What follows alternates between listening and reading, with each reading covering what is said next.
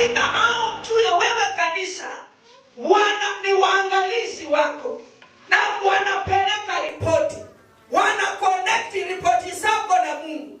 Hata vile ulivyo connection yako na malaika wako, ako anafanya kazi, anapanda akirudi, anapanda akishuka, anapanda akishuka.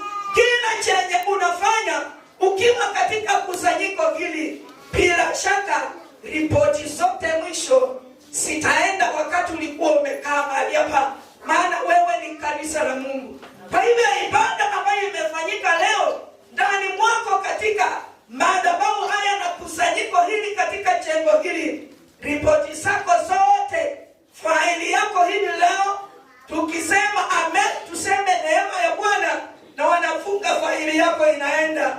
Na nikusie yale ambayo tuliweza kujifunza siku ya Ijumaa.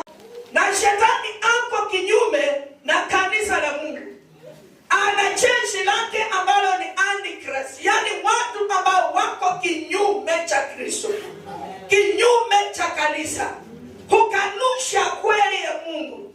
Ili tupate kumshinda, siri hapa Kristo ametuambia, wewe kanisa unakesha. Discussion, ukitaka kuelewa vizuri, upanuliwa akili, mnaulizana maswali na mnapata jibu tuliko kwa Biblia.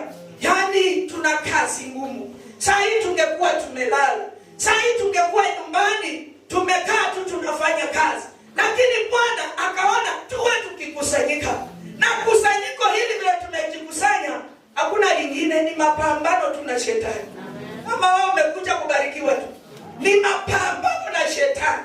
Na mapambano haya, wakati tulifuatilia hili neno tukaona, asa wewe ukiwa karibu na Mungu sana, wakati umemaanisha wokovu wako, wakati conclusion ya Mungu anene juu yako kama kanisa la Sardi, wakuangalia na waseme kweli wewe ni mtakatifu, wewe ndiye Lucifer anatafuta saidi. Mungu aliachilia tu Lucifer akuwe hapa chini, maana yeye ni wa hapa chini, ili akudiscipline wewe usongee uwe karibu na Mungu siku zote. Amen. Ya kwamba ugonjwa huu mimi sitaweza, ya kwamba njaa hii sitaweza, ya kwamba makwazo haya ndani ya ndoa sitaweza, ya kwamba kesi hii sitaweza, haungetafuta Mungu. Utasongeshwa kile, utatembea zaidi ndani mwake. Na Biblia limetupanua kwa sababu mwanadamu unaishi na unamwiba, na hata hakuna vile utakavyo kuondokea, bali husongesha mbali, huinyamazisha uchungu yake. Wakati imekuja juu, iwe taxi iende juu ama iende mbele zetu, kile kitafanya ushinde haya yote, kama kanisa la Sardi lilivyoshinda, uwe mwenye kukesha.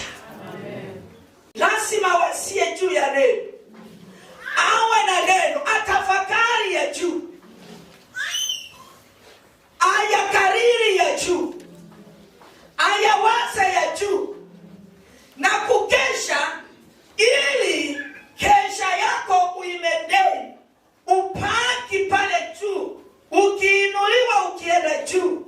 Ndani ya kesha pia unaomba, yani huko peke yako, lakini kukesha ni neno liwe juu, ukitafakari yaliyo ya juu, uko na tafakari juu ya Mungu, unakuwa na sifa za Mungu ndani mwako.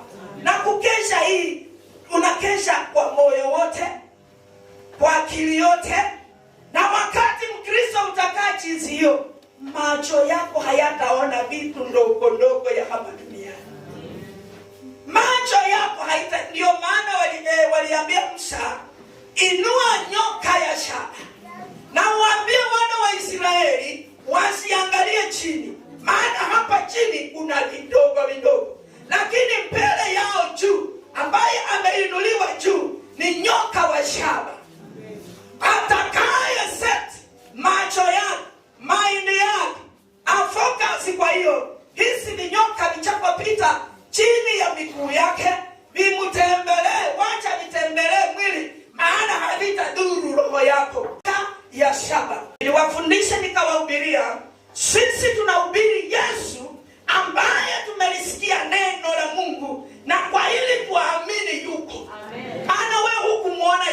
na mavazi yake, lakini kwa imani tunajua yuko. Kama elfu tunapolisoma tuwaona kweli yake. Kwa hivyo tuamini Yesu bariki watu wake, huelekeza watu wake, ako juu na tena chini yuko, na hutamuona kwa macho ya nje bali kwa imani ya neno. Kwa hivyo nakutia moyo, hivyo ndivyo kunavyo. Mara nyingi kukesha watu naona kwa kila dakika Mungu anaabudiwa.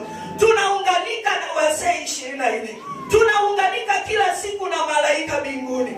Tunamwabudu Mungu. Unaendesha pikipiki, wengine wakati ambapo machungu fulani yanawafikia, ukifikia hata hali ya mauti, elewa mahali hapo ndiko Paulo alisema, nini kitanitenga na ibada ya Mungu? Je, ni kifo? Hata uwe umefiwa, kesha.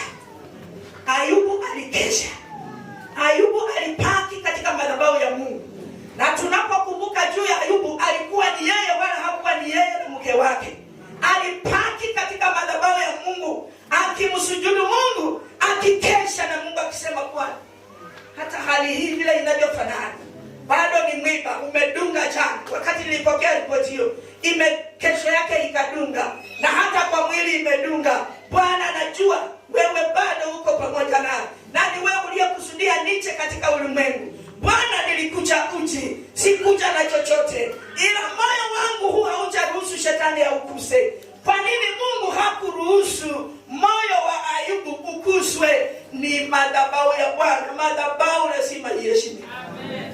Wawe safi, atina watubu. Kanisa la Sardi lilitubu. Kristo akiwa mbinguni, yaani likawa kielelezo kwa makanisa zingine. Laodikia kuna vile ambavyo Kristo aliwaona. Simina kuna vile Kristo aliwaona. Na Laodikia akasema, Laodikia ni wale wasiotia mavazi ya uchafu.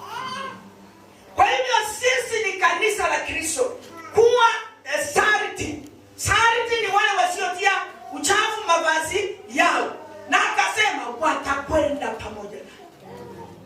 Kumbe kuna kuenda wapi? Haleluya. Kristo yuacha.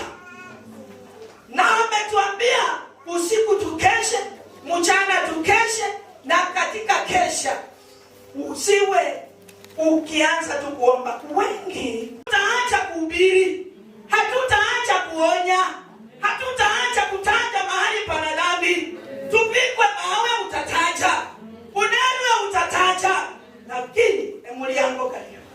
Na ninakutia moyo, usifunike, maana kuna kile ambacho utafunika Kristo akose kuona. Iwe utaenda usiku, wewe mwenyewe kama umerudi nyuma kidogo, unachielewa vizuri sana. Rejelea mahali ulipokuwa. Angalia hayo mambo na urejelea mahali ulipokuwa. Wakati umeshuka unachielewa vizuri sana.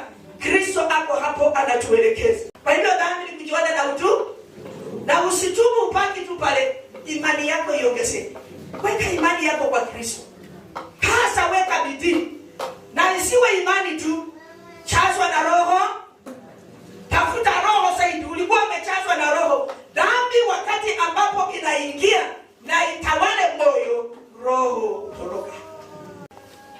Na hapo ukikatalia nguvu za Roho Mtakatifu, jamani, na uongeze kabisa ukesha zaidi, shetani hata kuwa karibu na wewe.